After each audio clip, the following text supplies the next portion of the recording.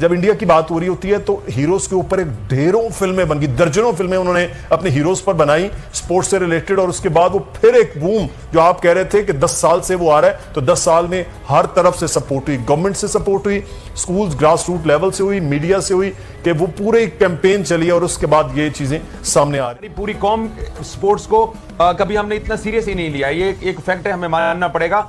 India इसीलिए बहुत बेहतर होता जा रहा है क्योंकि जब चाइना ने बीजिंग ओलंपिक्स 2008 कराए तो इंडिया की आंखें खुली, क्योंकि वो भी सवा अरब है, वो भी सवा अरब है, तो वो अपने आप को चाइना के बराबर समझते थे। उन्होंने पिछले 10-12 साल से उन्होंने एफर्ट की और अब आके उनको इसका समर मिलना शुरू। इंडिया आई थिंक उनसे इंस्पिरेशन लेने में कोई हर्ज नहीं है। उमर ने बहुत ज़बरदस्त बात की, पैसा इन्वेस्ट किया, चीज़ों को एक डिसिप्लिन में लेके आए और एक प्रोसेस चलाया।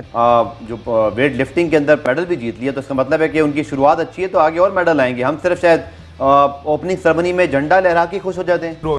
अब माशाल्लाह आपने देख ही लिया, हमने बात ही कर रहे थे कि 1 दर्जन से जायद जो हैं वो ऑफिशियल साथ जा रहे हैं। मेडल्स का तो सवाल ही नहीं पैदा होता, टॉप 10 में भी कोई आ जाता है तो हम ऐसे जश्न मना रहे होते हैं जैसे कोई साउदी साहब, इसी में से हमारा जाना ही इतनी बड़ी चीज होती है कि हम ये नहीं सोचते कि आगे से हम कुछ जीतेंगे कि नहीं, हम तो इसी बात पे हैरान होते हैं कि वाह हमारे पास 2-4 लोग हैं जो जा सकते हैं।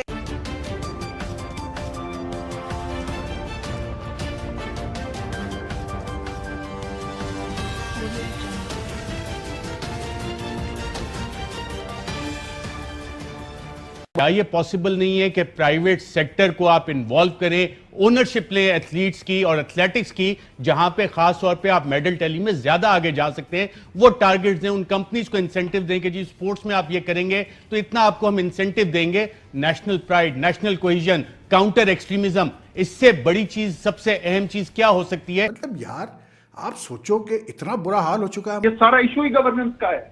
ये जो स्पोर्ट्स की सूरत हाल आपको नजर आ रही है, ये इशू ही गवर्नेंस का है। जो आप कभी फहमीदा मिर्जा को बुलाएं प्रोग्राम में, वो आपको बताएंगी किस तरीके से सारा हमारा स्पोर्ट्स का सिस्टम कैप्चर हुआ हुआ है, जाली बनी हुई है एसोसिएशन। हर खेल की फेडरेशन मौजूद है, पूरा सेटअप मौजूद है, ये सब कुछ हो रहा है, लेकिन उस पर तवज्जो कोई नहीं। खातून ने जो वेट लिफ्टिंग के अंदर पहला मेडल भी जीत लिया, तो इसका मतलब है कि उनकी शुरुआत अच्छी है, तो आगे और मेडल आएंगे। हम सिर्फ शायद ओपनिंग सेरेमनी में झंडा लहरा के खुश हो जाते हैं। उसके अलावा हम यार इंडिया से चलो भाई, उससे बहुत आगे नहीं, उससे आधा तो जा सकते हैं, हम उससे आधा भी नहीं जा रहे हैं। आप मैं इंटरनेशनल हेडलाइनें बना के इंटरनेशनल मेडल्स जो है वो कवर करते रहे, हमारी कौम वही खबरें पढ़ती रहे।